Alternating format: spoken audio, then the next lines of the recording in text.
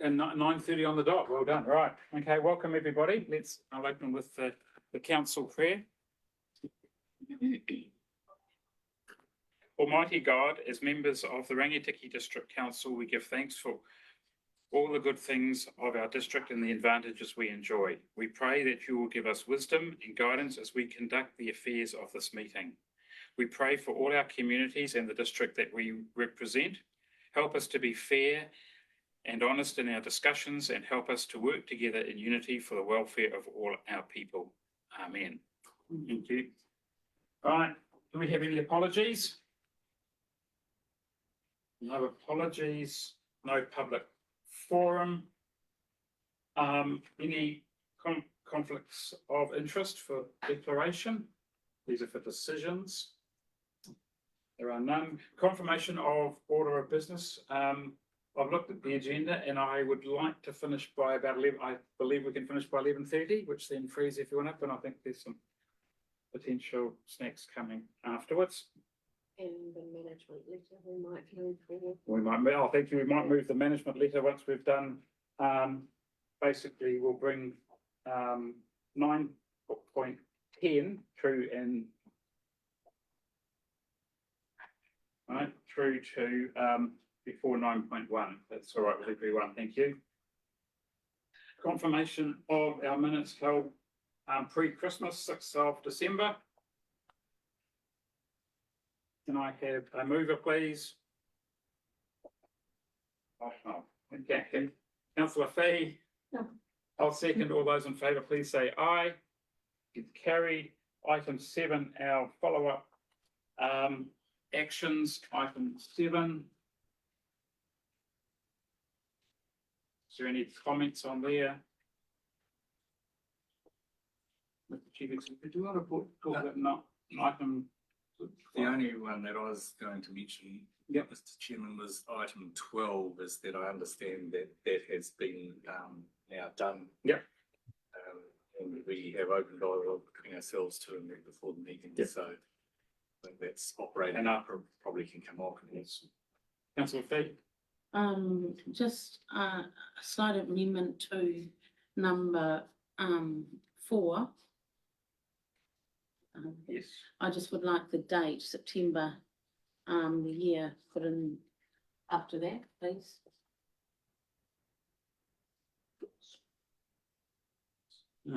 Good. Thank you. This probably be September 24, I would imagine now. Thank you.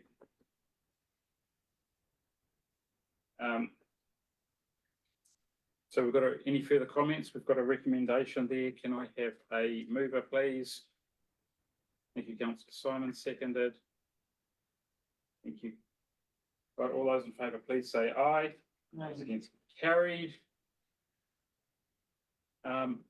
Chair's report, we'll take that as read. I think that's just for your information there. Just one of the interesting things that I see around the countryside is often the top 10 risks around some local authorities, and most of these, probably apart from increased competition, right? There's hopefully no competition between local authorities yet. There might be some tensions between different local authorities, but I wouldn't call it competition. Are actually almost, you could actually translate all those into local authority risks, and they are worldwide business and total sector risks. Yeah, quite interesting. Mayor Andy. Yeah, thank you for that. The only thing that we don't do is we don't take the risks of the economic environment that our constituents operate within. Yep. So in terms of, for instance, agriculture, you know, we are going out with significant rate increases at a time when they are under considerable pressure. Red meat dropping, interest rates climbing, regulation impacting on them very heavily.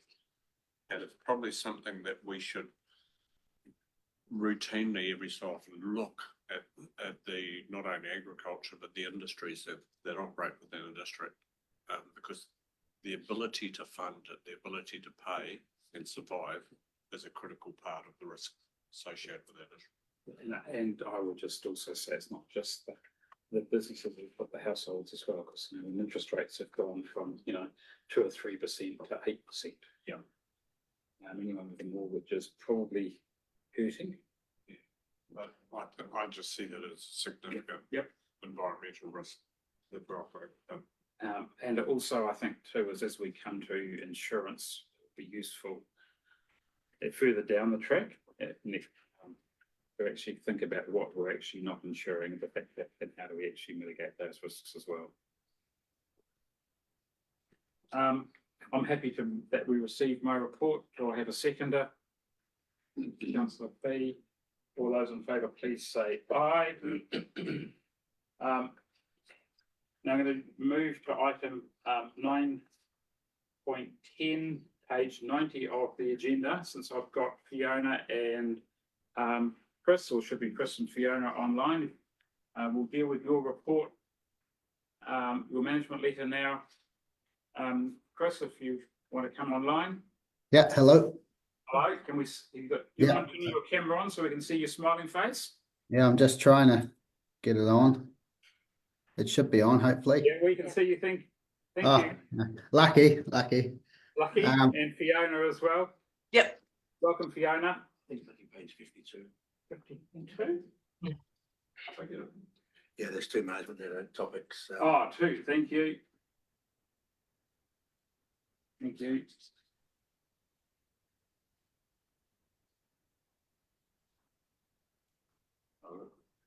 Right. You want to introduce? Yeah, okay, thank you. Page 52.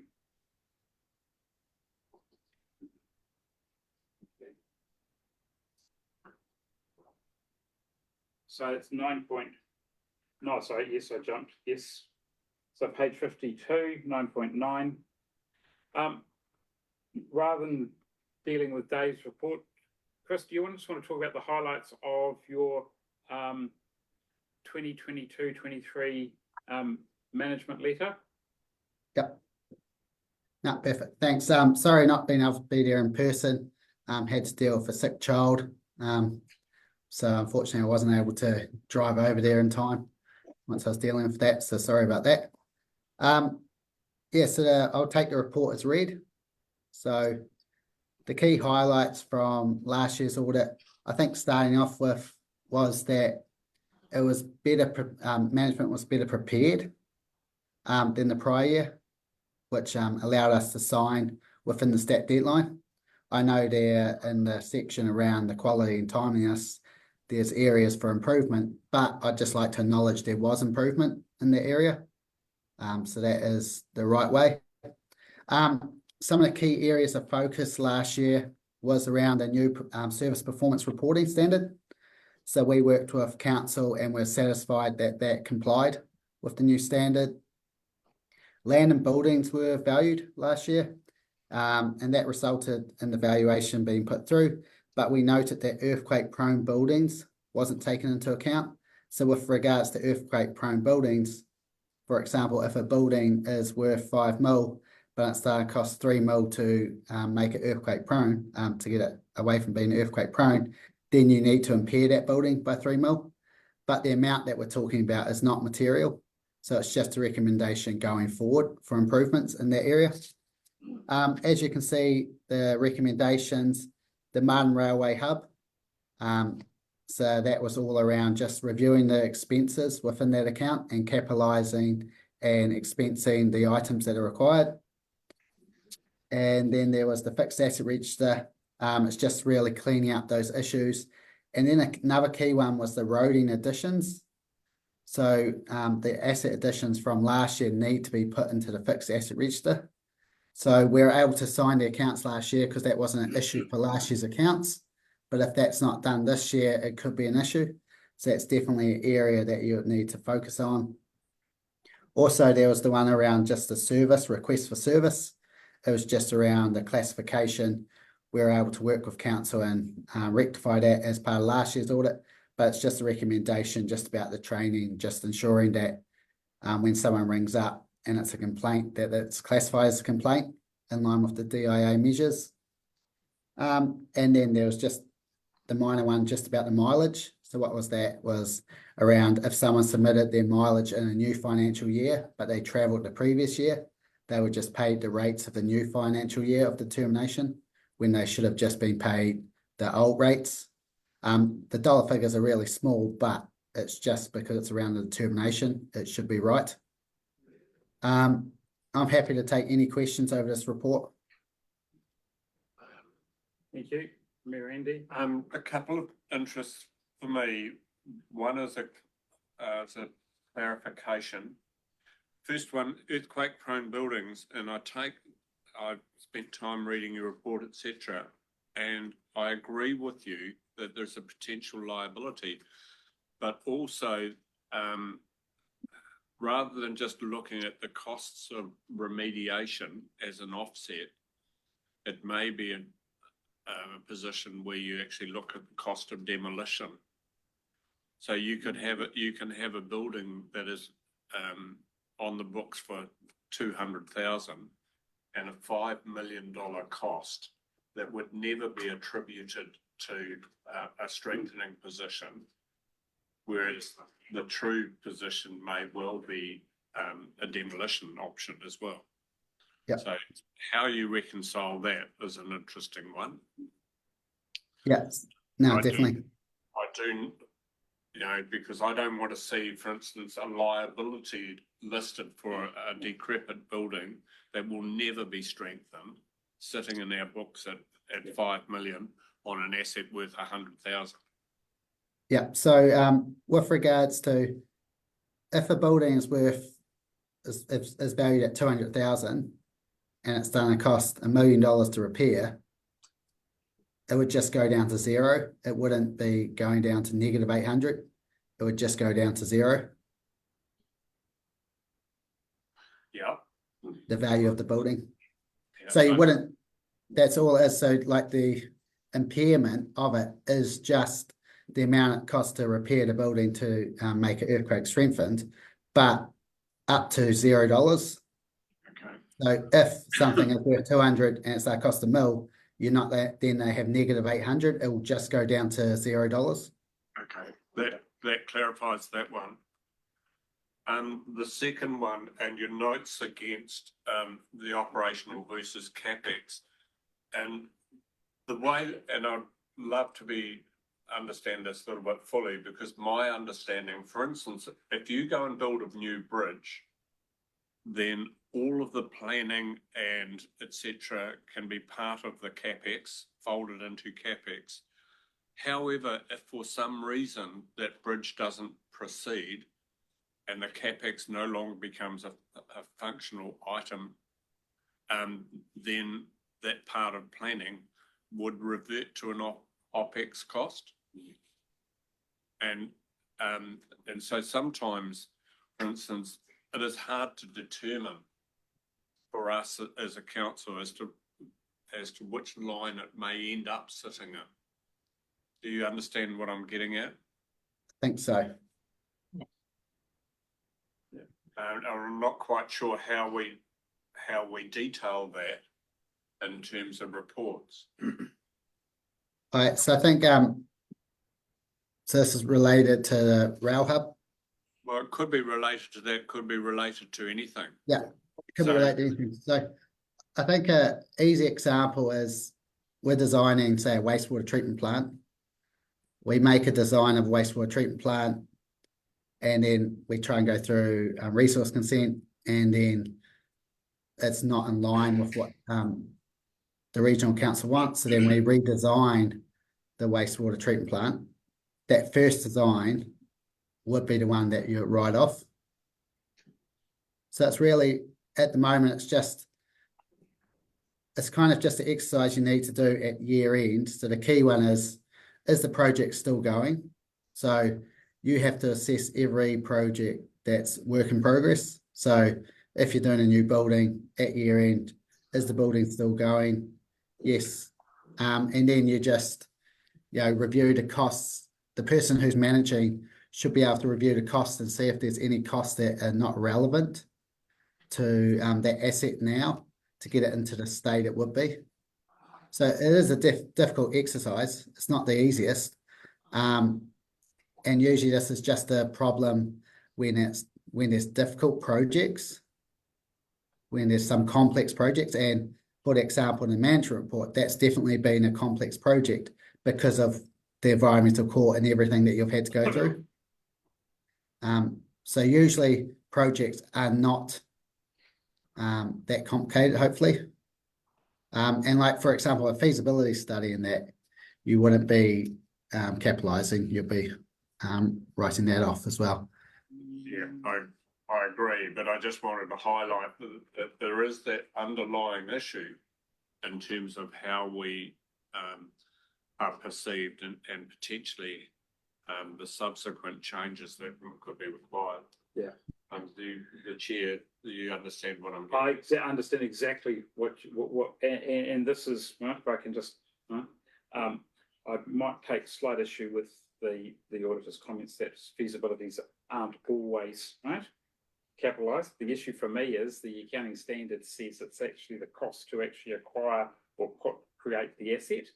So my view is that once you have decided that you're actually going ahead with the project, that technically you can capitalise anything, right, that supports that project. The issue you've got to be careful of that your feasibility studies, if you're looking at 14 options, not the preferred option, right, but even if you're looking at 2 or 3 at the high level, you can potentially capitalise, but you've got to be really careful because you might spend more money actually doing a feasibility than actually what the asset costs, and then you've got to just write it off because when you come to the revaluation in 3 years' time, it's not worth that.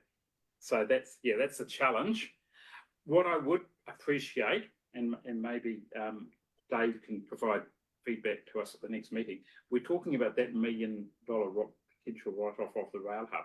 What are the costs and what's the rationale for them not being capitalised? I think that might help you understand your question, Mayor Andy.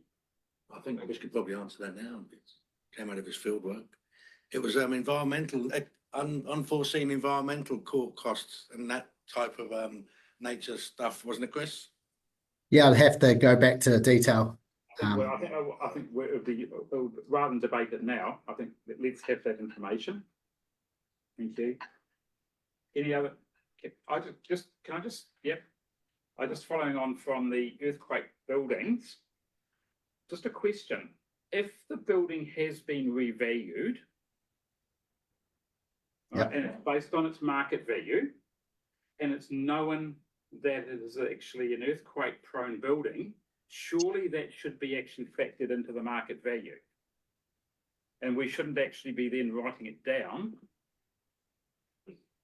for an impairment when we know that someone would actually buy that building and then strengthen it. So that to me is we've just got to be a little bit careful to say is we're automatically going to impair all our earthquake buildings for the cost of statement. Chris, you want to comment on that? Yeah, so definitely. So I would have expected when the valuation was done that would have been taken into account, but the valuation report clearly stated they did not take into account any earthquake strengthening. So that's kind of where you would expect it to be completed in the valuation, valuation to take that into account. So you shouldn't impair it. But the problem was the valuation clearly stated, and the value was confirmed, they did not take into account any earthquake strengthening costs. So if they had in the valuation, we wouldn't be in this. We wouldn't be having this conversation. I think the three of us are actually on a similar page now. Yeah. Okay. All right. Councillor Fee. Just a clarification too, back to the OPEX and CAPEX. You talked in there about wages and capitalising those. Can I just confirm, if it's a project manager on a specific project, then that is fine to be capitalised?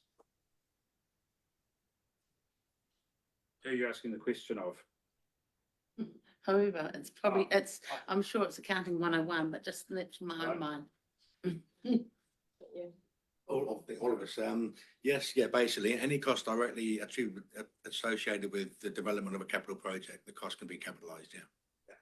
But my understanding of the account is it's not, we couldn't capitalise your salary if you, for the time you were spent on the project. It's only that specific person who was engaged to do that project manager, right? Keywords directly. Yeah, directly, okay? It's the Thank you very directly, much. Thank okay? you. It's not the issue is, I think the issue is it's not indirect costs. Agree with that, Chris? Yes, agree with that. Thank you. Any other questions? Okay. So do we do, right, so we've got a recommendation that we receive this letter. If we put on the action list, we just need a bit more of a breakdown of the recommendation for the rail hub, what the rationale for that at our next meeting, that would be appreciated. So do I have a mover for that recommendation? You move, Councillor Fee, all those in favour, please say aye. Carried. Now, do you want to do 9? Just through the chair, I just think it's appropriate to thank the audit team in terms of the work that was put in on this. And thank you for being adaptive to not only our circumstances, but government's change of position, which creates those circumstances. So thank you very much. Okay. My suggestion, while we've got both Fiona and Chris on board, we've also got the next report, which, sorry, I jumped to 9.10, the management letter points, which talks about our progress. Whether you have you got a copy of our agenda, Chris and Fiona? I'll be able to get one pretty quick. It's just that we've got some outstanding management points about how we're progressing on your previous items. Whether Dave just wants to, we'll take the report as read. So that's from page 90 onwards. That report, the tables page 91, 90, and 92, 93 on our agenda in 94. Any questions, comments? I'll just refer back to section 2.2 of the cover report, which shows that the intent of this agenda item isn't really to go through these one by one, but just to demonstrate to the committee members that exec officers are progressing these at various paces, and that they're not just being shelved and forgotten. I just saw this as a formalisation. Yeah. Chair around the other items. Yep. In terms of audit. So I'm more than happy with it. You're more than happy with it? Mr. Chief Executive, have we got any comments? Nothing more than just to say that you've got to keep an eye on them, because otherwise they drift for some period of time, but bring them to this meeting as the appropriate method of keeping an eye on those. My only comment would be on page, what's my page number? 94, there's some beneficial ones that have got some dates out into the future, and one date that has sort of drifted. I wonder whether we actually need to say is, you know, because it's only beneficial, are they actually still really required? You know, that would be my only question on that. And do we, you know, is it a priority of the council to achieve that? We can just look at that, and then we discuss that at our next meeting. Through you, Chair. Yep. Yeah, so definitely agree with what you just said. And you can go through some of these as well, and management can accept the risk for some of them as well. So you can clear some of those by accepting the risk. Yeah. Chris, I would actually like the councillors to accept the risk, because they're Yep, the ones council, yeah, definitely. not management. Yep. Yeah, We're 100% behind that as well. yeah, I thought you would be. All right. No further questions or comments. Can I have a mover for the recommendation, please? You move? I move Oh. that we note risk. Oh, we note. So, yep, we're saying, okay, the report management letter be received and noting the associated risks.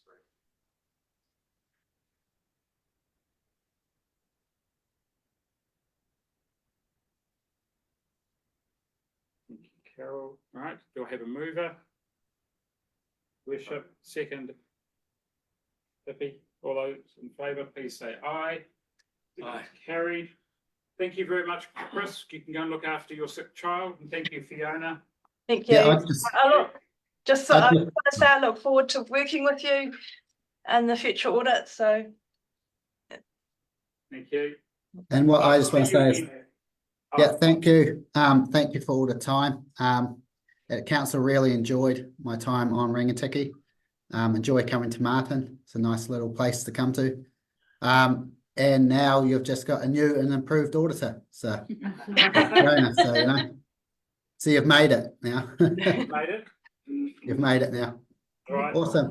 All right, have a great rest of your meeting. Thank you very Thank much. All right, bye. bye. Bye. Right, so we go back to 9.1, page 16. Thank you, Sharon. Thank you. Good morning, everyone. Look, I'm happy to take the report as read. What I would note is that in addition to the standard items you usually see in the report, we do have a summary of the accident investigation into the serious harm incident that occurred in November last year. And we've also included a summary of our Safe Plus assessment results. Yeah, happy to take questions. Thank you. Are there any questions? I'm not sure whether you're dealing with this one as well. But, just in terms of traffic safety plans, can you tell me whether the traffic safety plan is required to be registered with the authority of where they apply to? So if somebody is doing, for instance, work on our roads, are you happy that this is folded into this? Yep. When I look up the guidelines in Wakakatahi, because it's becoming quite political and national, etc., the guidelines just say that they should be, but then it says that they're overstamped with being superseded without a reference to the new requirements. And the reason I bring this up is, first of all, our traffic management nationally is running about 35% of work, of the cost of doing work. And secondly, that what I'm seeing quite frequently is traffic management systems being left in place when there is no work apparent. And if there was a traffic management plan logged with council, for instance, that said that they are to be put in place while work is proceeding, where do we sit? What I think I am seeing is individual companies are deciding whether traffic management is actually required, and often on the basis of whether they have resource that they can charge out, to be frank, rather than an assessment on site and an agreed position with the authority.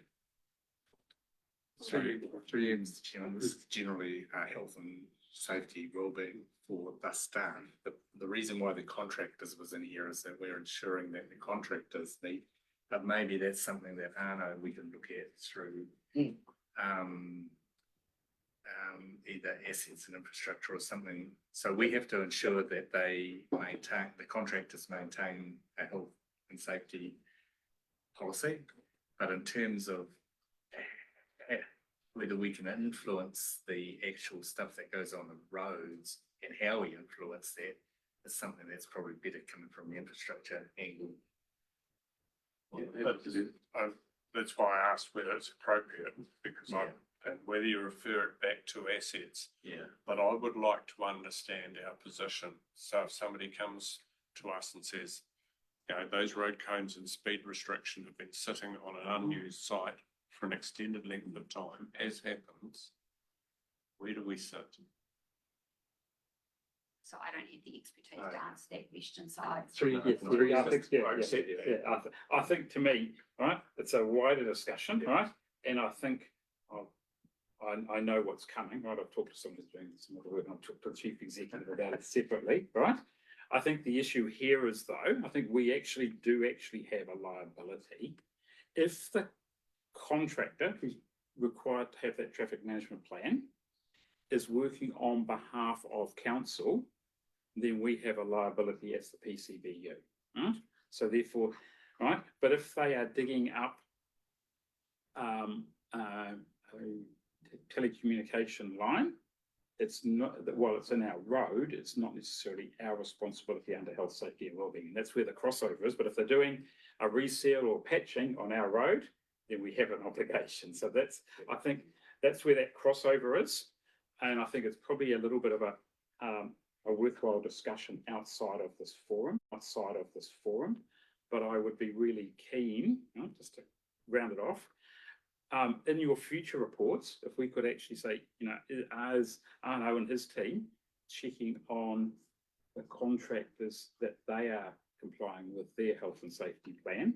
Now, it actually then might be a wider discussion, should we actually be checking on the traffic management plan, right, as well. That's a wider discussion. Whether you want to comment on that, Sharon or Arno, right? I can make a quick comment. I agree with our chief executive. I think this is a topic that we'll bring back to assets and infrastructure because of the nature of the topic, and we'll discuss in detail. Just something to remember is that anybody that wants to do any work within a road corridor that falls under our authority has to apply to us, has to submit their traffic management plan to us for approval, and we will check that they are installed in the way that they applied for. So that goes for our own contractors or other contractors. Any work done within the road corridor, any work done within state highway falls under NZTA, and you have to apply for the same things to NZTA. They'll approve them and they'll check them, and that's the simple way how it works. And if I may, add to that comment, I just refer you to the comments made on under 3.4.3 on page 19. So, that's exactly what we're wanting to achieve through our improved contractor safety. That's part of our joint PCBU obligations. And what we see is it's more than just knowing that the contractor has the policies in place. It's actually about supporting our contract managers to do those site checks, which of course includes traffic safety management. So that is an improvement area where You're working. Yep. Okay. And that's the difference between what we're doing to ensure the contractors have that and what I think Mayor Andy's also getting at is that sometimes they're up to 60% of the cost of the job is traffic management, and there are local authorities, as you're probably aware, that are interested in forming their own safety arm of council to do it. So well, that's. I mean, I'll be blunt here. I also see a conflict of interest. If you have a side road that only has 2 houses on it, you have a full traffic management plan. That is the contractor is open to saying, well, I've got guys sitting around that are traffic management. We may as well get them, keep them employed. So I think it's for a wider discussion, right? I've got my own views, but anyway, I'll keep them to be my own views at this stage, right? Any further comments, questions on the health, safety and wellbeing update report? There, no further questions. Oh, I just got a comment and just to say thank you, Sharon. It's a really good report. I enjoyed reading it. I just wanted to mention your dashboard. And I talked to you this morning because I wasn't able to get this in at our last council meeting because I was interested in the sick leave gifting policy that's within it, and thought it's a really awesome idea for our staff. okay. All right, thank you. So do I have a mover for the recommendation, Councillor Fee, second Simon? All those in favour, please say aye. Carried. Protected disclosures update. Big report. Alright. Happy to take as read, noting that there's no protected disclosures to report. Thank you. I'll move, seconder. Yes. Thank you. All those in favour, please say aye. And again, same with the privacy. Thank you. Nothing to report. We could actually almost do them as one report, Mr. Chief Executive, to save some paper. Right? Right? All right. Move. Second. Thank you. All those in favour, please say aye. Carried. Right. Treasury reporting.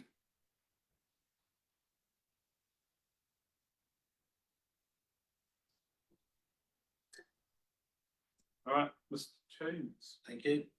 Just to remind the committee members, section 1.1, it's a standard report provided at the committee's previous request that discusses not the current treasury position, but the predicted or potential financial year-end position. As explained in the paper, I expect our 30 June debt to be below what was in the annual plan, so there's no direct financial issues arising from there. We don't really want the debt to be below what was in the annual plan due to the capital program not being completed. But so I don't think there's anything particularly unusual in the figures, but I will just point out to the committee, if I may, a couple of things. The treasury management policy says that we won't be we're trying to avoid taking out new parcels of debt within a 3-month period of each other. There's a good chance I might have to contravene that in the next few months because we've got some big land acquisitions happening, and they're going to be staggered payments of 3 million and 4 million within a 2 or 3 month period of each other. So it may make sense to take out different parcels of debt within the 3-month period. And also, when I come to be doing that, I'll be looking at floating interest as opposed to fixed, what we've always used up until now. That's just really for the committee to note, as opposed to. Just what's the reason for, through the chair, floating as opposed to fixed? Just because looking at the market, it would appear that interest rates are peaking, so coming down. So to lock in now for 3 or 4 years at 5.7, as an example, when they could well be coming down to 3s, 4s in the next 2 or 3 years. I've got the wrong nameplate in front of you. I almost called you Anna. Slippery slope. Here, Andy. Thank you for the report. There are a couple of things in the report that I'd like to the report's accurate. But the first one is in terms of the analysis on page 35, I think it is. Just noting that that doesn't give us a net debt position. That is our debt position, so it's offset. So we're 31 million. Net debt is sitting around 20. Yeah, about 9-10 million in the bank. Yeah. So just because somebody picks us up and says, "Hey, we're 31 million in debt." But probably the more important one, the reports are focused on current and year-end position. The more important one is a trajectory in terms of final debt position. So for instance, when we buy parcels of land or approve major projects, then we know that in our LTP that we could run to 155 million. So understanding that trajectory and where we're on that voyage is incredibly important. Yep, thank you. Mr. Simon. Through the chair, the net debt position, I think is a little bit irrelevant because our borrowing sort of structure requires us to have that amount of money in our bank account to be able to borrow to our certain levels that we wish to borrow. So it becomes a little bit irrelevant, I think. That's my. And look, I understand where the mayor's coming from, and I understand where you're coming from, because the issue is if we were to have to wind up the council, which pretty unlikely, right? Then it's the net debt that's the important one. But I agree with you in terms of going forward, what does basically our gross debt need to be to maintain that borrowing, including any cash? And what I'm going to ask that Mr. Toombs if he can bring for the next report and subsequent reports, I think it's important that we look at a rolling 12 months forecast going forward, that we actually say this is what we, ignoring the LTP or annual plan, and asking the big spender amongst us, I don't know, to actually predict what he is actually going to spend, and then how does that actually impact on our net debt position as we've got projects over the next 12 months that start to solidify. Now you've got these talked about these parcels of land that we need to acquire. What are the other big projects coming up that we may have to borrow for, and how, and what is our debt strategy, just like you've talked about, that we're going to go floating because interest rates are forecast to go down, and we need to actually look at the risks. You know, my glass half empty is saying, well, what happens if they don't go down? Right?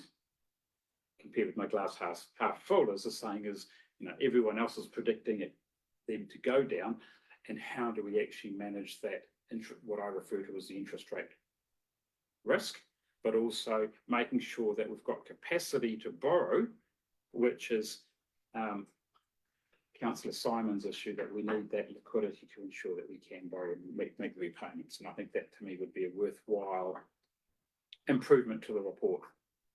Just through you, Mr. Chairman, to make a comment is that one thing that we are trying to do with some of those forward forecasting is to give an estimate as to what degree of confidence that we have. Yes. Because a lot of those projects are so dependent on consenting acquisition of land that Yes.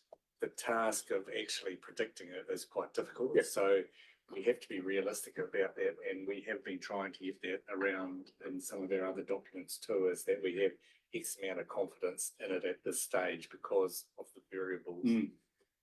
I just think it needs to be flagged that it's a movable space, but I'm not opposed to the planning or giving an estimate of where you're at. Yeah, I mean, to me, that's what I'm saying, ignoring the annual plan figures. Yeah, I get that. And to say is, what do we realistically expect? Hence and it's a bit of crystal ball gazing. Yeah. Right? That you say, look, it could be as high as 10 million, it might be as low as 5. Can I clarify, that's an extension of this or? Extension. Just because we need to know where we are and where we're going to be. Do you still want a projection for the year end? No, because that's that rolling 12 months. I understand that, but it is still, I thought the comment before was that it would still be useful to get some sort of guidance on the year end. Yeah, but you could actually, as part of your rolling 12 months, you could always say is, okay, as of year end, we're going to have this in the remaining 9 months, it's going to be X. But next meeting, you're saying is, okay, we expect us to be in June, right? Because we're in the June meeting, and the next 12 months will be, because hopefully you would have almost adopted your LTP by then. I mean, might raise an interesting point here, and it is quite technical in nature in terms of delegation. So, yeah, we have a delegation system in terms of who can approve money, etc., and to what levels, and hence who approves it. That delegation doesn't define how that debt is structured. Correct. And you know, I have full confidence in the Chief Financial Officer to make those decisions, but at a very high level for very significant sums of money. The decision as to whether to float, who to borrow from, some of that is covered under a financing plan that has to how it has to be shared, but not in terms of the decision around You see where I'm going? with that? Absolutely, this is for information, right? Yeah, And assurance, right? That we're managing both our liquidity risk and our interest rate appropriately. so it would be, in my view, advisable for you to have an approved plan. I mean, council said, the ultimate delegation there is council has said, we need to buy this land. But it might be advisable to have a report coming to council as to how you intend to fund. It's normally left up to management to do that, which we would advise you as to what that is. And normally your funding is part of either the annual plan LTP, or if it's outside of the annual plan, when you actually approve that purchase, you normally should be saying how you're going to fund it, whether it be debt or. And I just see it as an advice coming back. Absolutely, it's I'm not advice. seeing it as a big issue, No, but it is an interesting one to know. So that's interesting. To me, it's about gaining assurance. Sorry, Dave, to do that to you, but I think it's quite important. But I think what Dave's done is the actual right is saying that this is what we're intending to do, because floating we go down. And that's exactly what I'm anticipating, but rather than being verbally reported, actually reported here. And I mean, Treasury is you're actually taking a position, which is the job of the chief executive and the staff, but it's to actually report back and for us to provide some feedback, and not actually make a decision. Correct. That's how I see it. Yeah, don't disagree. Very similar reporting goes to Finance and Performance Committee every month as well, so that's. I mean, interestingly, just for committee members' interest, I was at a meeting last week where they've got a little bit more depth than you, and they actually have got hedges or swaps in place. And so their treasury advisor came in person and presented to council what the plan was for information and how they were managing that, the peak interest, and why they were actually taking out what is known as forward start swaps. So you're saying at the moment, if you want to swap in 12 months' time, it's actually quite a favourable rate. It's about 4%.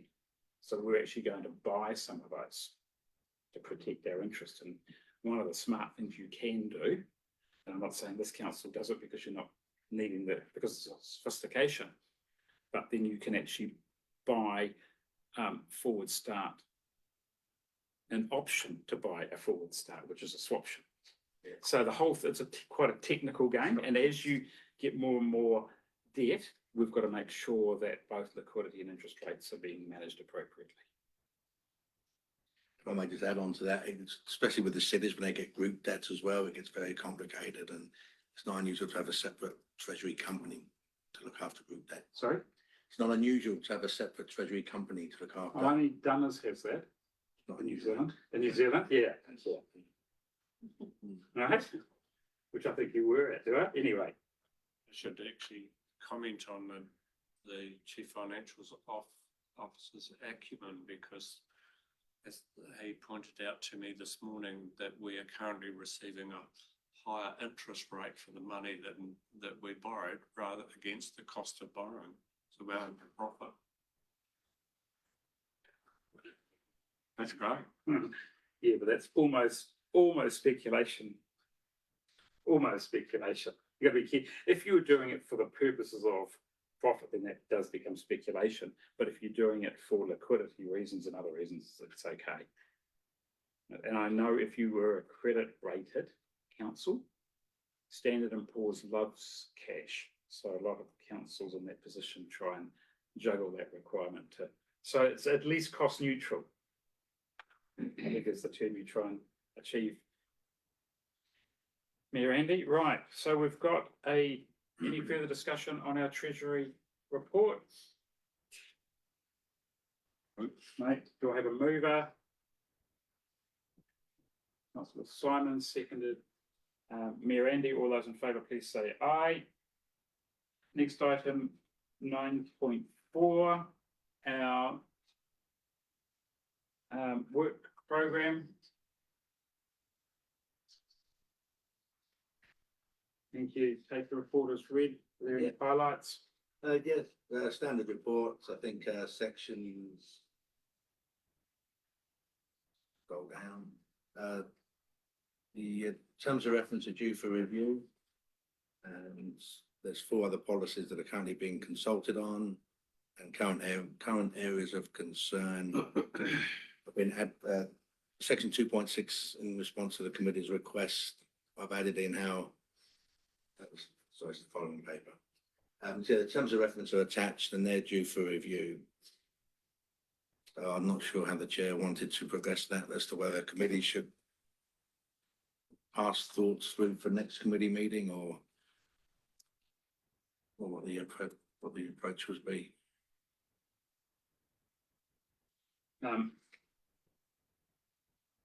So the only issue that I would want to see here is, right, potentially going forward, right, is rather than what's being planned for subsequent meetings, and we're almost sort of developing that as we go through the meeting. But I think it would be really good, Mr. Chief Executive, right? If we can say, okay, we've got a meeting in September. What are we planning in terms of any major pieces of work for the committee to consider? It's like forward agenda. It's for an agenda, right? I can, my only comment on this report, right, is, thank you for the update on the policies, page, look at what, yeah, page 39, right? Yeah, well, so we've got our policy, that's fine. The only question I have on that, rates for emission policy in freehold land, they were required to be updated as an amendment to the Local Government Act, weren't they, in terms of the Te Whenua Maori Act? I think we found ours was already compliant. Oh, back in, There has been a paper that has come to council, and I think yeah. we noted that we were compliant. Oh, okay, all right, okay. Just closing the loop. The only thing is that's a policy that needs to be reviewed every 6 years. Yes, it's every 6 years, yes. And the timing of it should be ideally ahead of an LTP position.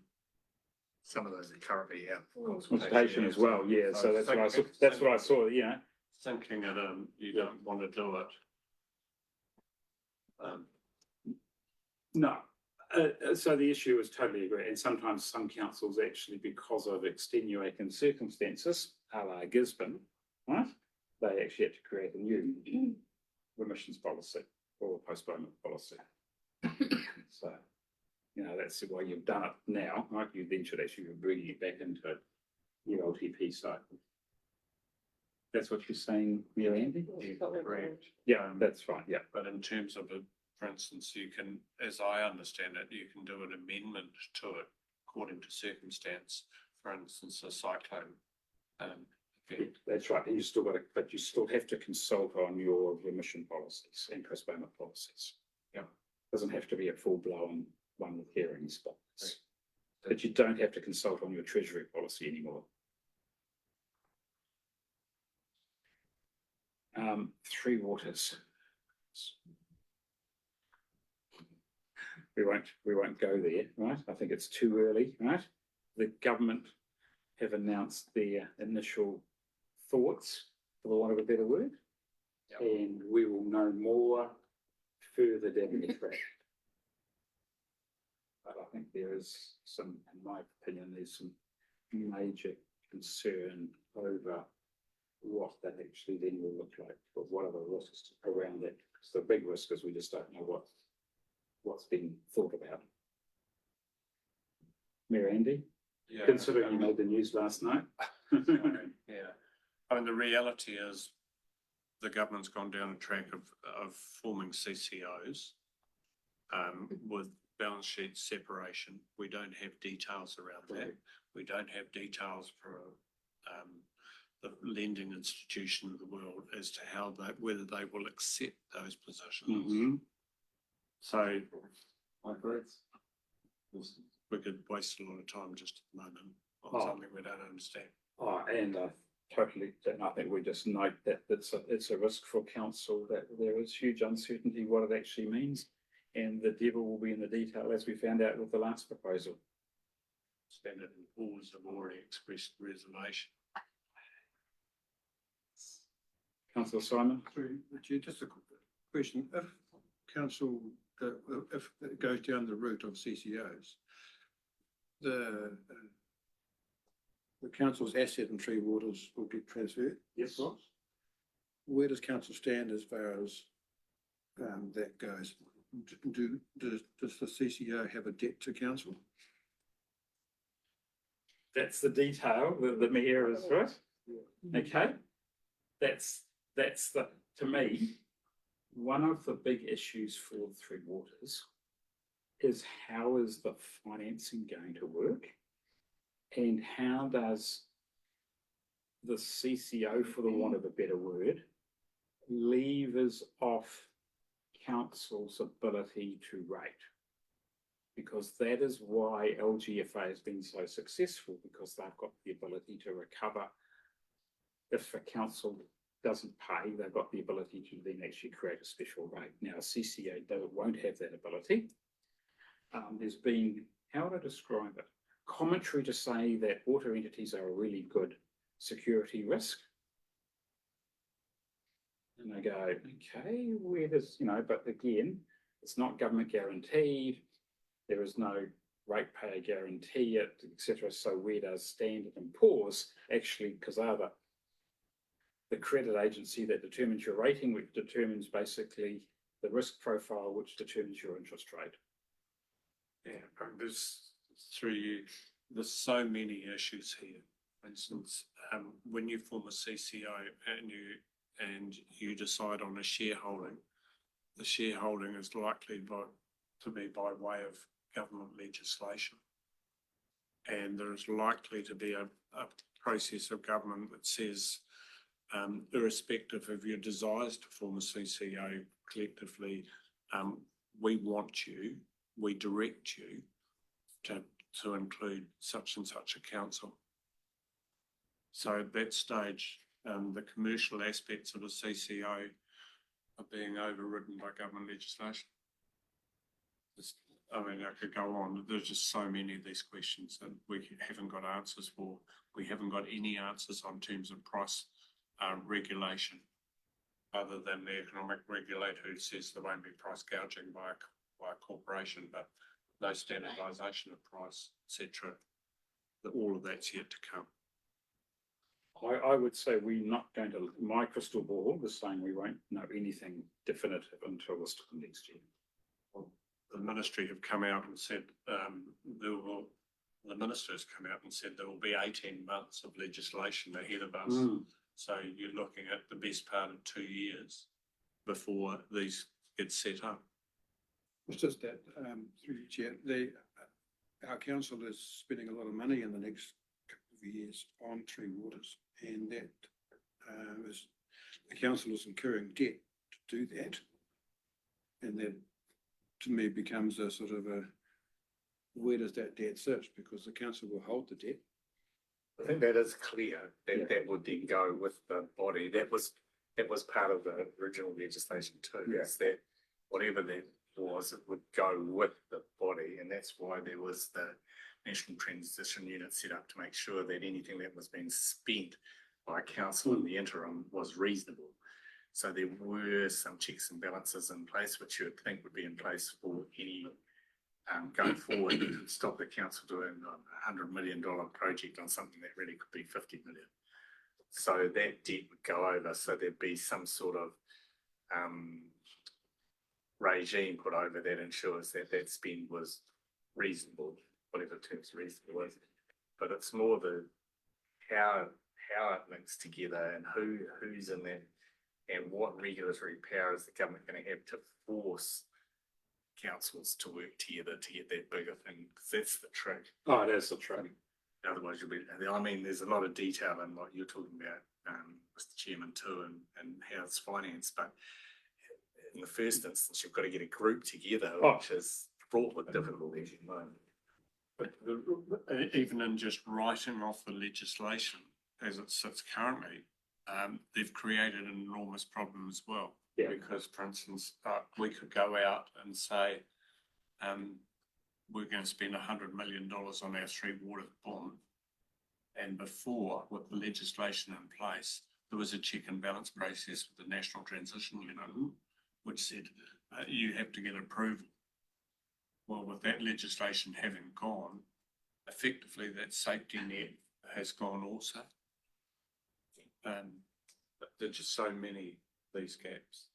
But maybe they've been fixed, but I can't understand them or track them.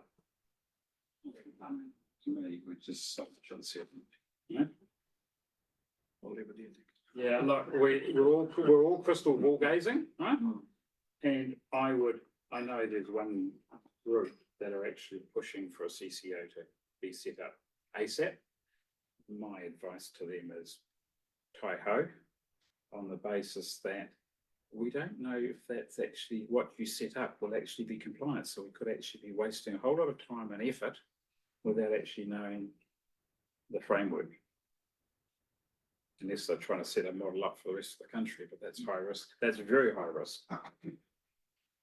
Right. Any further discussion? Just 2 points to make.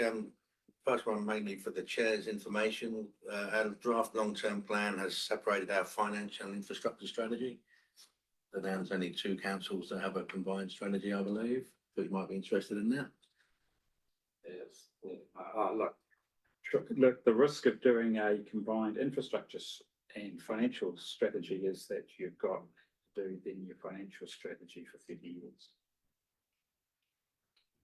And yeah, I just think that the recommendation, I should have added a second one to maybe referring back to section 2.3 of the report, work out if the committee do want to feedback suggested changes to the terms of reference to myself before the next committee meeting. I can bring that. That's a council decision, in my opinion. Okay, yeah. Mr. Chief Executive, right? I would have thought so. Yeah. So maybe Comment on it. if we comment to Chief Executive, we can take it to council. Okay, Okay. you're right there, Councillor Dave? Yeah, I just do have a couple of comments though, if I might. Absolutely. Our LTP, we've made a number of assumptions with regards to this issue of the three waters, and we as a council made really decisions around our financing and things to say that we'll treat three waters as being our responsibility going forward. Regardless of what's set up with CCOs or anything like that, we still have a responsibility to get on and do the job. And Yep. and that's the risk of not doing the job is probably bigger. And I think we should just, as you said at the opening of that topic, is park it, but we just got to carry on and assume that we have responsibility to deliver our programs, namely our water strategy, and our compliant wastewater plants. So Totally, yep. We've just got to get on. we've just got to get on and get it done. Absolutely, yep. Because, I mean, I think we're talking about, while it's all very well talking about the council, we're actually talking about our community, right? So we're doing these things not because we want to, but because it's actually the best thing for the community. Right. Okay, thank you for that. So we've got we just received the report. I'm happy to move. Do I have a seconder? Councillor Fee, all those in favour, please say aye. Insurance update. We just receive. Receive. Question, Dave, right? Just can you explain item 3.1 in your report? Yep, I might have to go back and check some of the details around this. So there was an excess layer that was offered to all councils within our LAS. Yep. And we had a couple of workshops and went through the pros and cons of cost benefit, etc., and decided that it wasn't worth us being part of it at the moment. On the basis we can reconsider that decision at any stage in the future. Okay, thank you. Can I just say to add to that, I think all councils opted out except the regional, was it? I think, the last I heard, I wasn't kept up to date with this, though there were 3 showing strong interest And I in think 3 of the larger ones. I Yeah. think there's only one left, but that reflects the cost of the Yeah. insurance. And, you know, insurance is going to become more and more problematic and more challenging. And as I highlighted in my chair's report, that we're only really insuring 30% of our total areas. Councillor Fee, you get a question, I'm comment? just interested around the motorbike theft. Yep. Item 2.1.1. Is this motorbike kept in a lot shed? And what's our policy, around that, or? Yeah, so this was a very, very, very old motorbike that was used by one of our rural water schemes. And it was kept, I believe it was kept on someone's block of land in a shed, so all rural water scheme members had access to it. That's as much detail as I've got at the moment. So it's not like our fleet vehicles that are parked on site. And I think the funds, the insurance proceeds we got for it were pretty generous considering the age and condition of the motorbike. Are we replacing the one? I'm saying yes. I'll double check, councillor. Okay. All right, any other comments? All right, just question, you talk about the excess for vehicles. What's the excess on the rest of council policies? I suppose it fluctuates depending on the policy. Yeah, yes, yeah. Off the top of my head, I wouldn't know. They've got 15 different policies. Maybe when we look at the insurance, we look at what deductibility there, what deductibles we have, and how does that actually then impact? We did have a series of workshops on this. Yeah, We had a long series. long series of workshops. All right, okay, all right. So you're moving that we receive the report. Mayor Andy, do I have a seconder? I'll second. All those in favour, please say aye. 9.7 summary management reports. I think this has already gone to council, hasn't it? Goes to, this is it goes to next week's finance performance committee in more detail. Previous months did go to finance performance committee. Yeah. This is a new report I was asked to put together, so the format may need tweaking, but happy to take any questions. I would say, and Chair, you're more experienced than me, that there'll be many councils who have much larger variances than us after 7 or 8 months of a financial year. Oh, absolutely. But I would also, the biggest area for me is capital expenditure. Right? And to me, I'm not too worried on the variance. Right? My question is, what are the risks to the council of not achieving its capital works program? And that's, you know, really hard to quantify, Mr. Chief Executive. Right? I think I've been in this position for, I don't know, 15 years and never got one right yet, so. Yeah, yeah. It's just impossible to. Yeah. I do think that we have had a focus on that previously, but with COVID and that, we haven't seemed to recover to get back to that same program yet. I don't know, with the consenting issues, there are so many big projects that have such big impact. And it's very difficult to estimate at the time. And that's what I'm saying is putting a degree of confidence on some of those gives a better understanding for the councillors and any member of the public that's looking at it as to why you've never actually achieved that target. Yep. Okay. I would say the reporting to assets and infrastructure is a lot more detailed than this, obviously. Well, I would hope so. All right. I mean, basically, to me, this is just, again, that assurance that there is a reporting process, right? And that that the council is actually considering it. All right. Okay, so we've got a recommendation on page 45. Do I have a mover? I'll move. Seconded. Councillor Fee by a whisker. All those in favour, please say aye. 9.8, our internal work program. Thank you. Just Yeah. I talk to it. So section 4 of the report shows that most of the scheduled reviews are either completed or underway or scheduled to be completed before the end of June.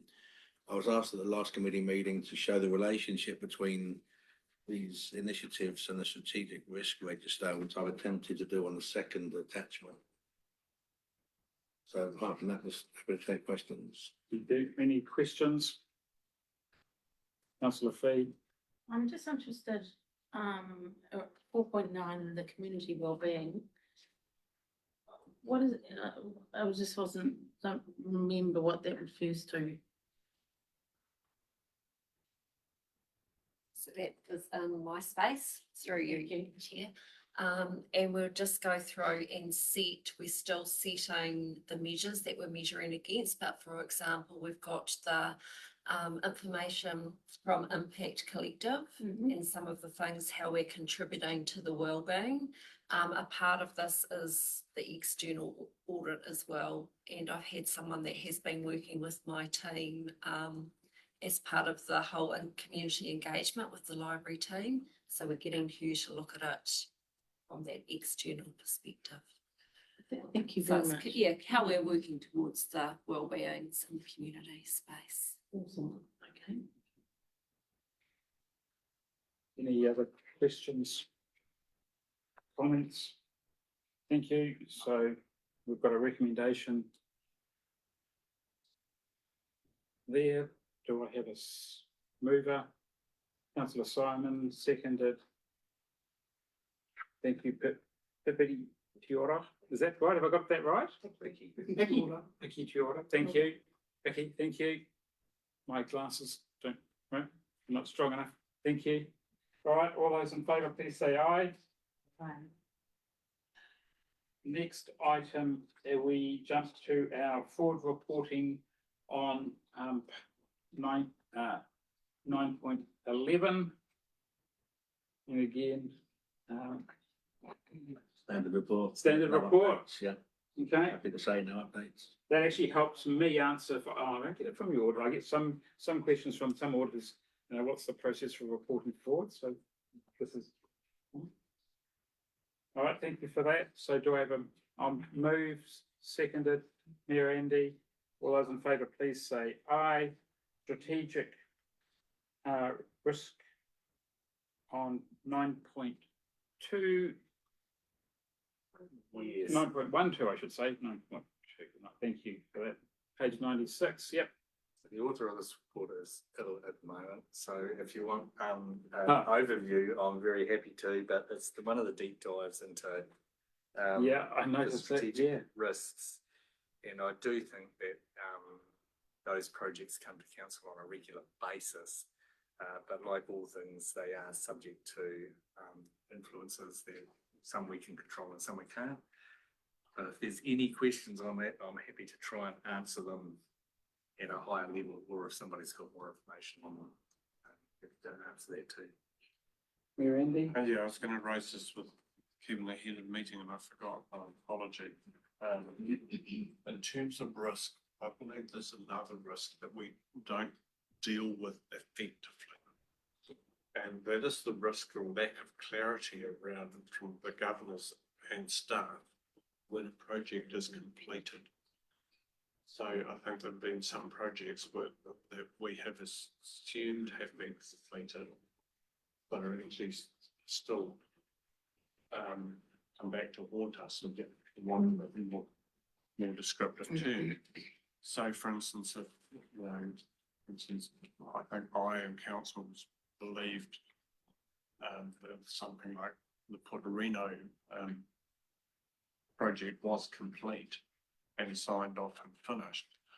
But the reality is, as I understand it, we still have a liability there. And so just, I think that's one of the risks that we have is non-identified or current. Am I phrasing you're phrasing it in a way that I can talk to that one in detail, is that I think I've mentioned around the table before that I don't think we've necessarily got all our processes complete and all right. And one of them is the completion and evaluation of that project. It applies also to some of our contracts that we have as well, and so we are trying to implement that as a policy. So that's a good point to bring back in here as well. It may not be why the project has faltered, which is this particular risk, but it should be into the project evaluation at the end, and it's something that I'm quite strong on. So this is why a capital program has faltered. It could be there as a conclusion of that, but it definitely needs to be into the project management system, that there is an evaluation and all those things that need to get ticked off. Thank you. Any other questions? That is what I raised with you. Yeah, I know, yes.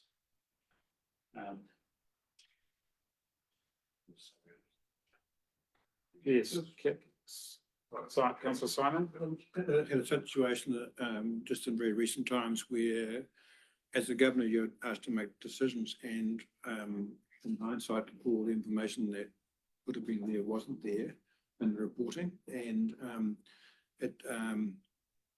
how we can actually improve the accuracy of reporting, getting contractors here, for example, to discuss those matters with councillors to get a better understanding for councillors.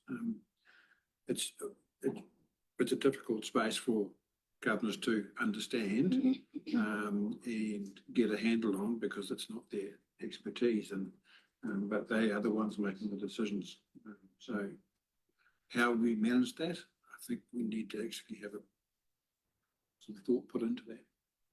I think through you, Mr. Chairman, I think that's something that I'm passionate about as well, is that at the end of the day, although the councillors may not be experts in all our fields, you've got to provide enough information for them to ask the right questions. So that particular one has been raised as well, but I'm aware of it in other instances where giving that information as early as we can is something that I am conscious of as well.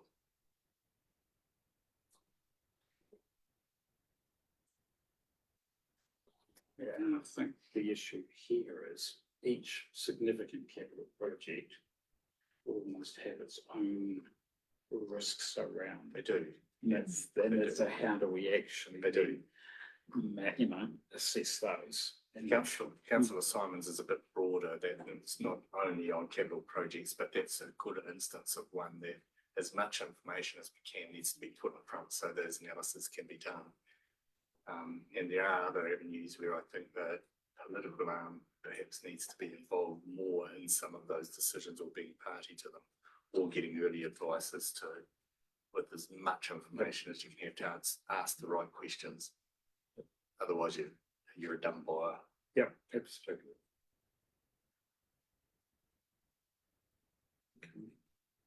I didn't mean that nastily. If you haven't got the information, you don't know what questions you should be asking. And the issue is you don't know what you don't know. I think we're referring to a particular example here, and I think there's been some learnings from that. More of interest to me, Mr. Chairman, is how we've got into that position, because I do think we need to have a look as to what those levels and what decision points for the council come.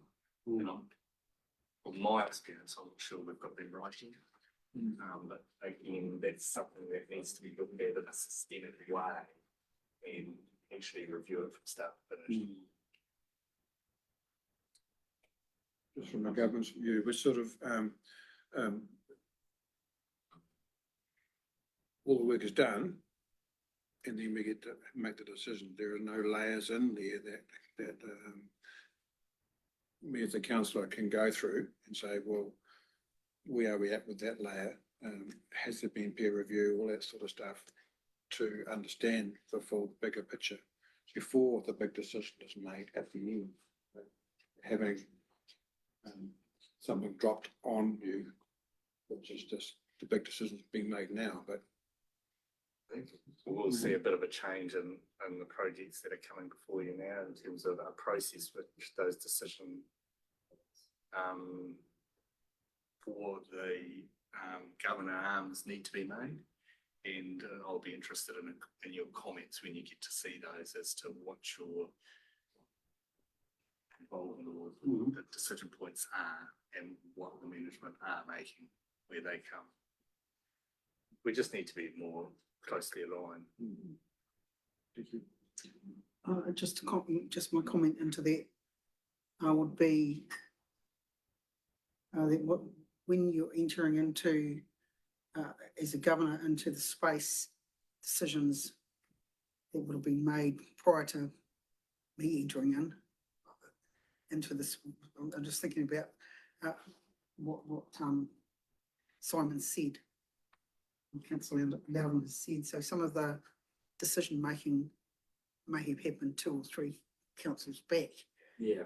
Oh, So it's so you're never going to get necessarily that level of detail in anything because you weren't part of that decision making at that time. I'm just thinking about that, and that was certainly the case from when I first stepped into this space. So can I just say to that, Kilda, is that that's part of the induction process. If you're coming into a major process, you know, that involves whether it's a capital project or not, it's behoving on us to give you that information that you require to be brought up to date. That's our responsibility in that induction process. And, you know, maybe we haven't been that good at it, but every time that a project bumps up, you have the right to ask for that information as a new person that hasn't been involved. And that's the same as any staff member coming in. You've got to be informed. Otherwise, you're going to make mistakes or make the same mistake again. Can I just comment on that? Right. For my sins, I got volunteered, asked, coerced to do the review of the decision-making process over the Waimea Dam. Right? Talk about a complicated decision-making process that went back many a year. And that was exactly my observation, that there were decisions made along the way that then set down a specific direction.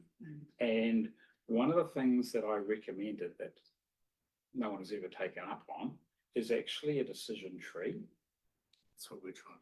So therefore you say, if we're making this decision, therefore that's the direction we're going in. And therefore, by actually recording previous decisions as part of that, enables a new governor to see what other previous decisions have been made. And then if that governor, that new person, can actually then go back and say, well, why was that made? And actually then find the actual paper. That's what the review team actually struggled with, was actually just trying to find it, because I literally was offered, you know, mountains of paper around that, and trying to find my way through that was quite difficult. And the problem you have is that, you know, a couple of staff members have been there from a while ago, and they just knew it off their back of their hand. Councillor Simon? You mentioned that Waimea case a year ago, probably, and I tried to find it. Well, never find my report. I couldn't find your report, and it'd be helpful if you could send it. I'll send it to the chief executive and let him. Yep. No, I Yeah, think because decision making is such a difficult thing to do. inadvertently, although you're saying nobody's followed it inadvertently, I think you might have a comment on that too, is that we're trying to do a process like that, so having access to something like that would be useful. Maybe we'll talk about. Thank you. So yes, Yeah. if I get it, I'll send it back to you. If you, what do you mean, when you get it? Oh, when I get it. Remind you, they haven't got it. Yeah. Any more comments? Can I just make another comment? Yeah, sure. And it's around the decision making again, that despite and I'm just thinking about one instance in Taihapia, despite decisions that may have been made in previous years by councils, that does not mean that you continue down that path if the governors that are on board at that time want to push an issue. Yeah. And so that definitely is something that happened when I came on board 4 years ago, around something entirely. So it did change. Just commenting on that though, it makes it hard in some of the processes, or I'm not sure the one that you're talking about, but once you've started on a process, particularly in procurement, when you're down here, it's very hard for me to turn the ship.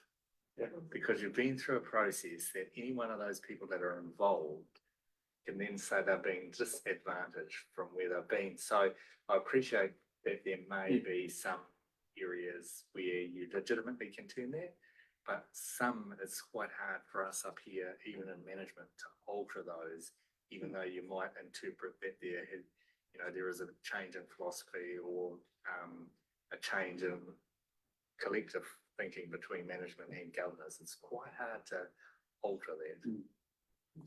Not impossible. Just comment on that one first. I absolutely agree with the chief executive. First of all, councillors have the right to revisit. However, if you've sold a property to a private individual, for example, it is sold, it's gone.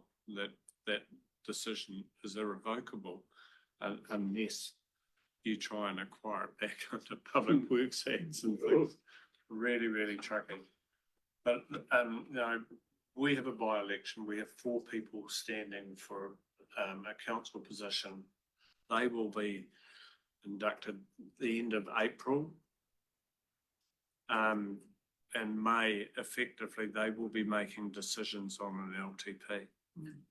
And I was publicly asked, will they be allowed to be part of that council?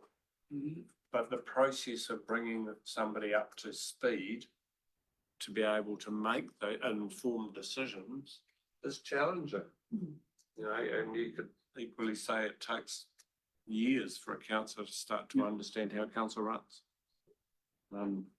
You just have to work with what you've got. Thanks. Councillor Phil. My comment relates to when we're struggling to deliver, then obviously that gives the chance for governors to change and not understanding the previous motivations if that ship hasn't left any ports. I think we've experienced some of that with regards to the buildings down the corner. Yep. Any more comments on this? So we've got a recommendation that we receive this report. Gary seconded, I'll second. All those in favour, please say aye. Next item 9.13, the rail hub. Mr. Chief Executive. We have received a letter from the There it is. it's the full letter. They've been passed around. So there's a mod content. Sorry. They have a copy. So coming around as a letter from Anderson Lloyd, who act for the interested residents of Marton Rangatiki Incorporated, and making comments on the item that you have in front of us. If you were to ask me what my view on it was, I think you need to take some time to have read the letter, and then I can give an opinion or a way forward that I'd suggest. But again, I'd be governed by you, Mr. Chairman, and the committee as to how they want to proceed on it as well. The attachment, which I haven't provided, is the Provincial Growth Fund application form, which has some specific figures on it, and I can make that available to anyone, but it is 30 pages long.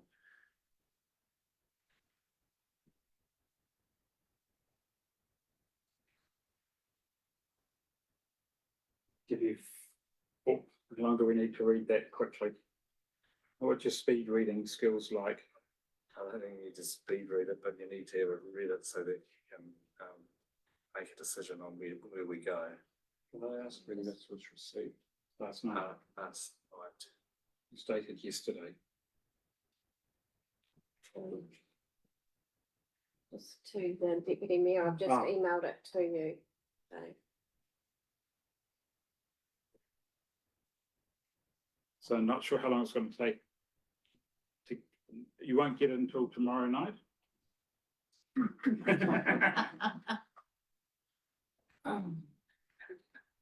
So, bit of tongue in cheek there.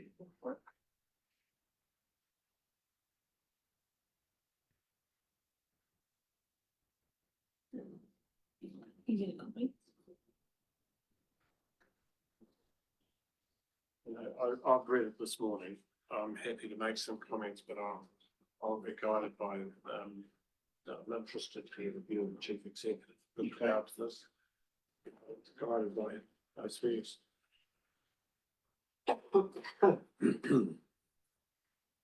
Maybe Mr. Chief Executive, as people read it, you want to take them through your comments on each of the particular. I don't really need to go through the particular points. My personal view is that we could still take the item that is in front of us and go through so that there's any questions, so that it enables the committee and the chair to ask any questions of the report. And then instruct me to deal or respond to the letter that we have received from the legal people representing Parama. We have responded, our legal representatives, our district council legal representative has responded to an earlier letter direct to them. I haven't had the opportunity to refer this to them. I don't think the points that they raise are absolutely critical to taking the item that's in front of you. And in fact, I do think it's better to have that something in the public, and does give you the opportunity to raise questions, and that as it is now. So I do think that's good to be in the public arena. And we will deal with this letter and report it back either through the council or to this committee as part of the process. Anyone got any other views? I agree with that. I think we take, we receive the report, receive this information, and then develop next steps. Councillor Simon. As you know, I'm conflicted in the space. I'm a member of IRMA, but I don't speak for IRMA. They had their own voice. And anything I say today is as a councillor, asking questions of this report, because as the IRMA's legal letter says, it needs some clarification and some comment. IRMA, I think, is concerned about accurate information being in the public space about this project and the process. Chair, yep. I would like to, councillor is clearly conflicted with regard to this. He is a principle of this in writing to us, and somehow there has to be a degree of separation in roles here. I would concur with you. We just receive it. Yeah, I think I'm happy that we just receive the report, right, and this information, and seek, right, any questions of clarification that need to be clarified for the chief executive. I think that's the issue is that we're not the decision maker here in this committee, and our job is predominantly over risk management. What are the key risks? And so maybe, Mr. Chief Executive, you could comment on the key risks with the project, or we have Mark Barnes here. Your Mark could comment on the key risks of this project. And I think we just keep it at that level at this stage, I think is appropriate.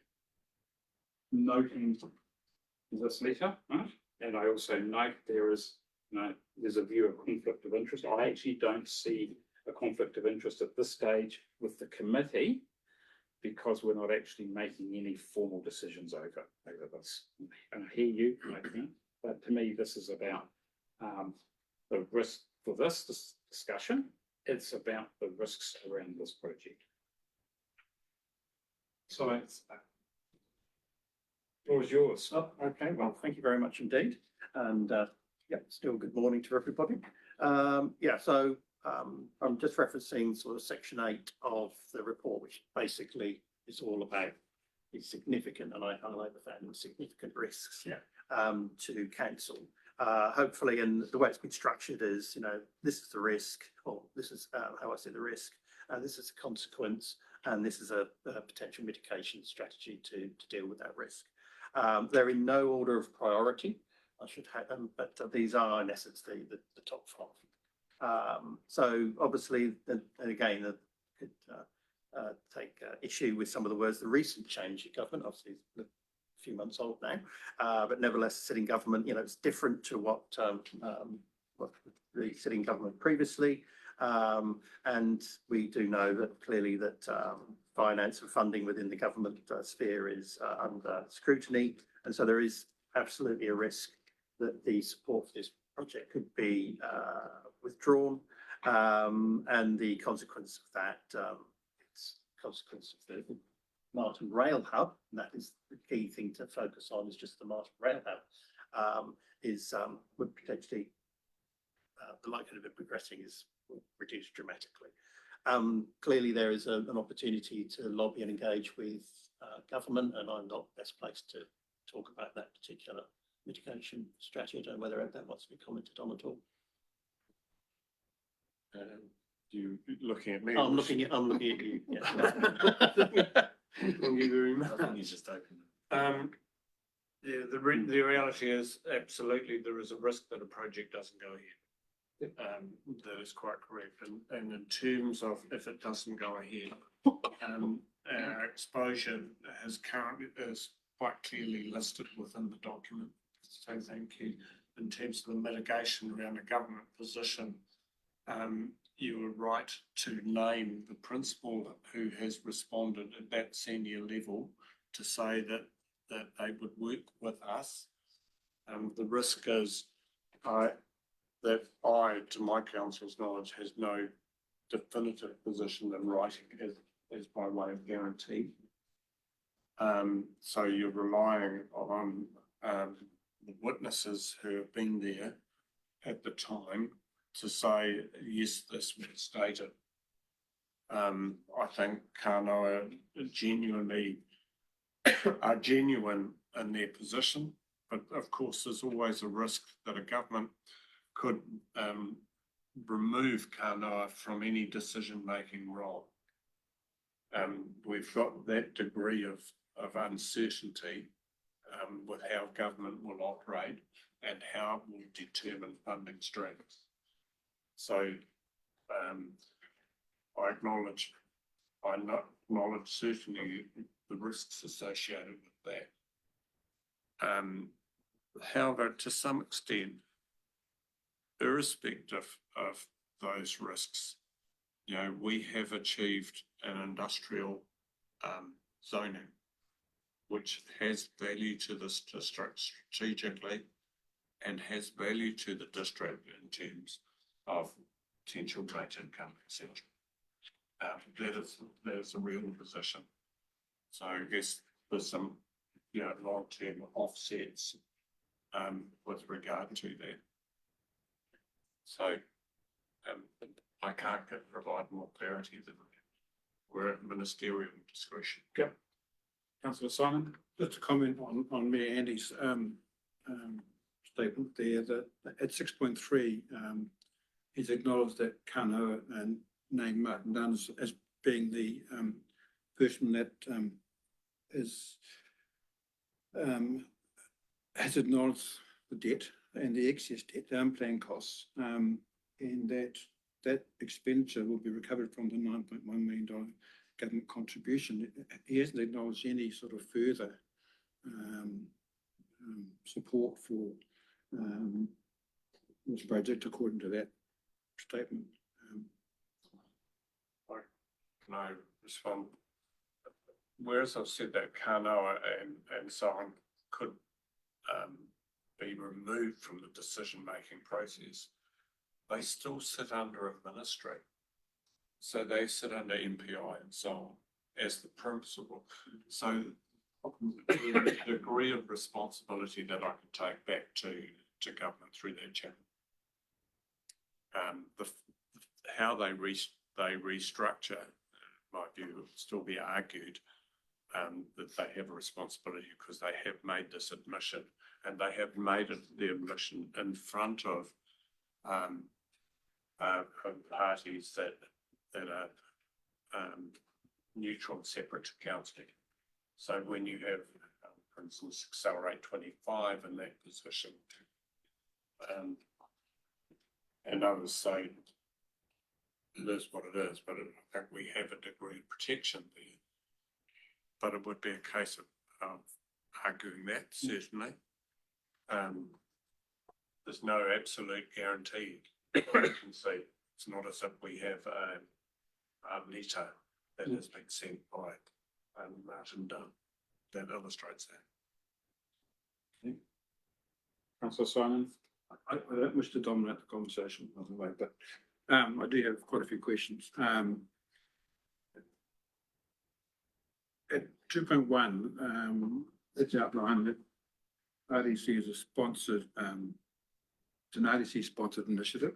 Are there limits and boundaries, financial and otherwise, around RDC being a sponsor? Because at $9.1 million, it's far different to a $60 million plus project. And what implications risk-wise does RDC have as the sponsor? Council decision. Can I just clarify? So I hear your question. I had a similar question. If we go, because I actually took it, right? So current, I lost them. Hang on, we go to 7. Current council position at the end of February. So the council has spent 3.177 million. We have received from the government 1.887.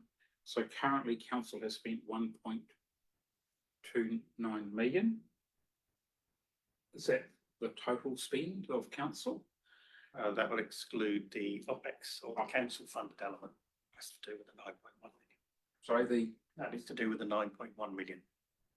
There is another total funding allocation to the project from central government and local government is 9.85. There's 750 within the council accounts finance forward plan. And an element of that has been spent 200, this is off the top of my head, but I'll be corrected, 248,000 of that order. So this is the financial exposure associated with the 9.1 million from central government. Right. What's council's current financial obligation? Can I first illustrate that the 9.1 million was never transferred into council's accounts? So the 9.1 million was an allocation made available by government, which So we paid in arrears. we could call on and assessed against very respective KPI deliverables. So what was not envisaged was that we would be in the environment court for the best part of 5 years. And as such, there were extra costs. So that's where Kanoa have tried to work with us in varying the KPI deliverables. Yep. Through you, Mr. Chairman, in 2.6, it's a payment and arrears management. Yeah. That was sort of where I got confused. So we have some exposure which is written and still within those risks, is that there is exposure to the council for expenditure of some of the money that may well end up with us. But we don't know roughly how much we I know that cost exposure was there in 7, which is what the 1.2. do. So my question is, if the thing doesn't fly, right, what's council's? How that's already in it. Yep. We're all But the question, if the rail hub doesn't proceed, right, then we've got a zoning of commercial land. correct. To give you some idea,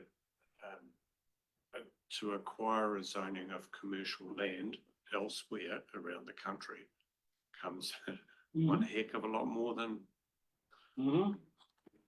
$2 million. I do think you're focused on the risks. Yes, I'm focusing on the risk. So what I'm saying is, the risk is if it doesn't occur, that's what I'm looking at, right? What have we actually, what's the risk, right? Well, the mitigation is if it doesn't occur, then we've actually got an industrial zoned area. Absolutely. You end up with wouldn't be our particular plot of land, other than a share if the rail got established in terms of a structured SPV or CCO. SPV. Councillor Simon? Can I just get some clarification of how the $60 million plus figure came about? And is the $60 million plus figure purely for the Marton Rail Fund, the rail siding? The $60 million figure was an estimate that I put together when I came on board, looking at all the information that constituted the whole development. That is not the Marton Rail Hub. That's why as I've said in here, it's $60 million plus excluding land, because it's extremely expensive, extremely expensive. The rail siding is expensive? Or? Everything is. Anything to do with rail is very, very expensive. So, if you want me to be blunt, the expectation of delivering a project of this scale and nature in a rail hub was, it's always going to be far in excess of the monies that were secured at the beginning. So you might not be able to answer this question. How did the council come to their $9.1 billion sort of estimate of what the rail siding was going to be? You're right, I cannot answer that. It was before my time. Right. Well, I think the issue is we're getting it slightly off subject, right? What are the risks, right? I think I'm not saying that we shouldn't be debating this as a council. Hang on, but yeah. sorry. I think the $60 million figure plus is a risk. Oh, it's a risk for the project, absolutely. RDC is a sponsor for this initiative, and all of a sudden the figures are quite enormous. And if you go back to that first risk as outlined. Can I just interrupt? Yes. Right. The question for me is, what is the risk for the council right, if this doesn't proceed? We're not going to be in the gun for any share of that 60 million. Okay, we're not even in the gun for at the moment for that 60 million. That is but it is a major risk for the project, which we're not talking about because that's not our domain. That we would need a developer who's willing to spend that amount of money to make this viable. All right, that's not I hear you, but that's not our issue in this committee at the moment, right? Very wrong for it to be perceived as a council risk of $60 million. Exactly. Yeah, that is just not the case. Okay, I'm just sort of trying to focus, right, on the issues that are in front of us, right? Yes, there are risks here. There are significant risks about the project. I'm just trying to clarify what are the risks for the council, both current and potentially going forward. That's the job of this committee. It's not necessarily the role of council solely going forward. Does that make sense? Makes sense to me. Yeah. All right. Happy. Okay. Simon, you got any questions on risks for council? I'm not quite sure whether this is a risk or not, but at the first risk here as outlined, I understand that council could lobby the government to invest in this project, but it's lobbying for a project that is going to be completed by a private entity, and the economic opportunity for the Rangitikei district is actually quite limited. And the Provincial Growth Fund application, for example, suggests that 22% of $38 million over 10 years is going to come to our local Rangitikei district, which equates to $836,000 per year, which is not a great. We're actually debating the merits of the project, right? Not of going forward, not what are the current risks for council, right? To me, it's a risk. So I hear you, right? But not, I don't want to debate the merits of the project because that's where the rabbit hole we're going down. We can't debate that in this committee. Or even the council support for the project. That's not our role. What our job is to say, have the risks been identified as we know them at the moment? And I totally agree that there is a significant risk that the project may not occur. Right? I think we've all accepted that. The mitigation, there's some mitigation in place that needs to be explored.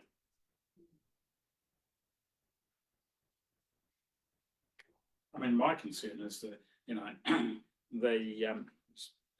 the special purpose vehicle, what that will actually entail, which is a further risk for council if it was to proceed. True.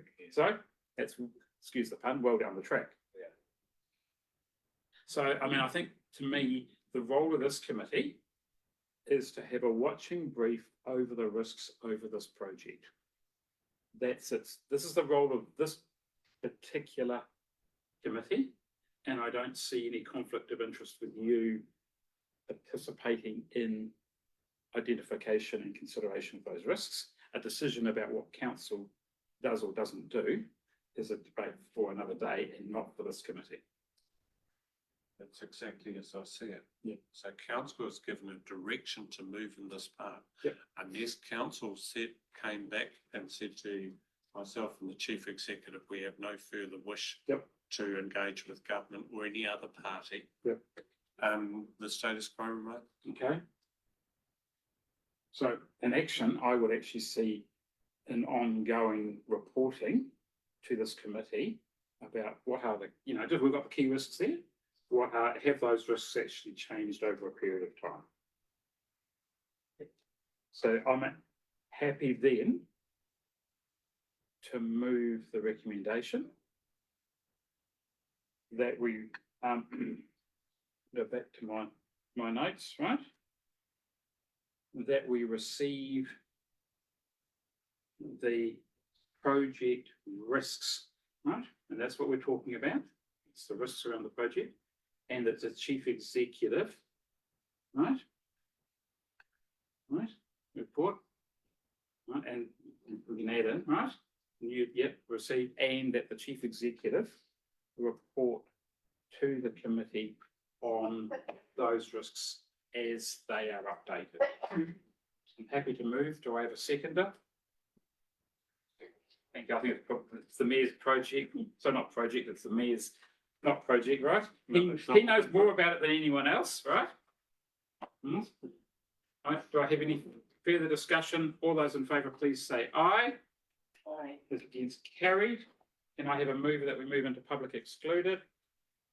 Mayor Andy. Thank you. All those in favour, please say aye. It's carried. Take a 2-minute recess while we stop the live streaming.